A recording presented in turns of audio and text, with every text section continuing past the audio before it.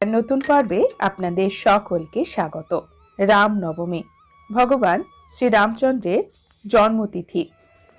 চৈত্র নবরাত্রি অর্থাৎ বাসন্তী দুর্গাপুজোর নবমী তিথিতে মধ্যাহ্নকালে অর্থাৎ দুপুরবেলা ভগবান শ্রীরামচন্দ্রের জন্ম হয়েছিল।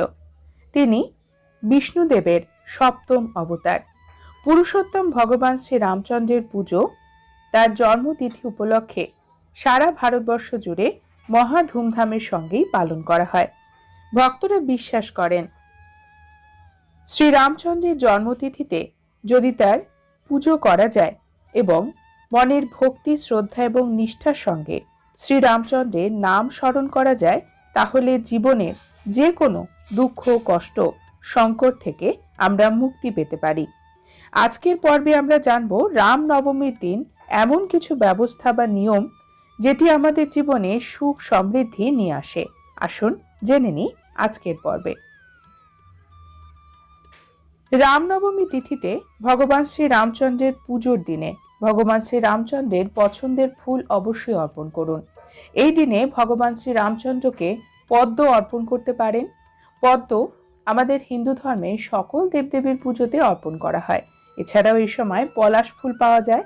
পলাশ যে কোনো রঙের পলাশ ফুল, অশোক ফুল ভগবান শ্রীরামচন্দ্রের অত্যন্ত প্রিয়। লাল রঙের ফুল ভগবান শ্রীরামচন্দ্র পছন্দ করেন, কারণ তিনি ছিলেন সূর্য বংশজাত। অর্থাৎ সূর্য দেবতার পুজোর জন্য যেমন লাল রং ফুল ব্যবহার করা হয়, ঠিক সেই রকম ভগবান শ্রীরামচন্দ্রের পুজোতে লাল রঙের ফুল ব্যবহার করতে পারেন। জবা ফুল দিয়ে ভগবান শ্রীরামচন্দ্রের অর্চনা করতে পারেন। ভগবান শ্রীরামচন্দ্র যেহেতু ছিলেন ভগবান বিষ্ণুর অবতার, এই কারণে হলুদ রঙের ফুলও তাকে অর্পণ করা যায়। গাঁদা ফুলও ভগবান শ্রীরামচন্দ্রকে পুজোর সময় অর্পণ করুন। আপনার জীবনের যে কোনো ধরনের সমস্যা থেকে মুক্ত হওয়ার জন্য, রোগ মুক্ত হতে চাইলে বিশেষভাবে রামনবমীর দিন সন্ধেবেলা যে কোনো হনুমান মন্দিরে যাবেন, সেখানে হনুমান চালিসা পাঠ করবেন। এতে ভগবান শ্রীরামচন্দ্রের সাথে সাথে হনুমানজিরও আশীর্বাদ পাবেন। হনুমানজিকে বলা হয় সংকট মোচন। যে কোনো ধরনের সংকট থেকে তিনি আমাদের উদ্ধার করেন। রামনবমীর দিনে আপনারা সন্তান প্রাপ্তির জন্য একটি উপায় করতে পারেন। একটি নারকেল ভগবান শ্রীরামচন্দ্রের মন্দিরে অর্পণ করতে পারেন লাল কাপড়ে বেঁধে। এর সাথে সাথে ওম নমঃ শিবায় এই মহামন্ত্র 108 বার অবশ্যই জপ করবেন। যারা সন্তান প্রাপ্তির জন্য শ্রীরামচন্দ্রের পুজো করতে চাইছেন, ইচ্ছাপূর্তি, পরিবারের সুখ, শান্তি এবং সমৃদ্ধি বজায় রাখতে হলে রামনবমীর দিনে যে কোনো রাম মন্দিরে অথবা আপনার বাড়িতে যদি শ্রীরামচন্দ্রের ছবি বা মূর্তি থাকে, সেখানেও একটি ঘিয়ের প্রদীপ জ্বালাবেন এবং রাম দরবারে অর্থাৎ রাম মন্দিরে গিয়ে 11টি ঘিয়ের প্রদীপ অবশ্যই জ্বালিয়ে আসবেন। অত্যন্ত সুন্দর এবং উপকারী একটি উপায়।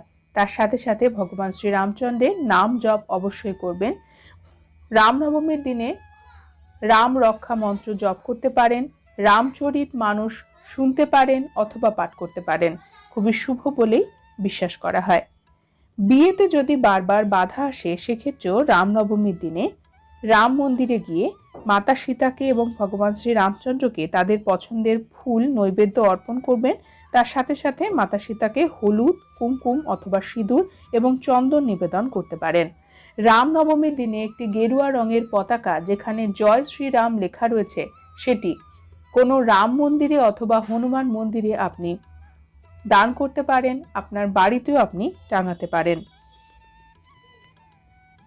পরিবারের সুখ, শান্তি, সমৃদ্ধির জন্য এবং অর্থনৈতিক ক্ষেত্রে লাভবান হওয়ার জন্য রামনবমীর দিনে সন্ধেবেলায় একটি লাল কাপড়ে 11টি গোমতী চক্র, 11টি কড়ি, 11টি লবঙ্গ, 11টি বাতাসা বেঁধে ভগবান শ্রীরামচন্দ্র এবং মাতা সীতাকে অর্পণ করতে পারেন। এটি কোনো মন্দিরেও করতে পারেন, আপনার বাড়িতেও এই কাজ করতে পারেন।